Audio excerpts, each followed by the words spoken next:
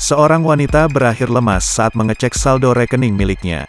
Video tersebut lalu menjadi viral di media sosial.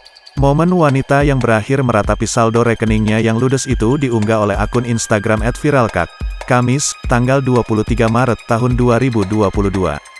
Dalam video, wanita itu sedang berada di depan ATM untuk mengecek saldo rekeningnya.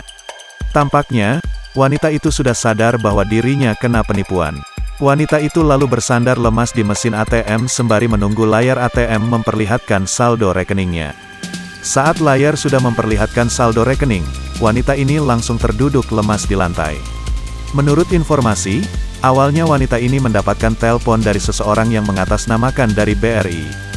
Penelpon tersebut memberi kabar bahwa wanita ini telah mendapatkan undian hadiah, sebagai bukti ia dikirimi pulsa oleh penelpon.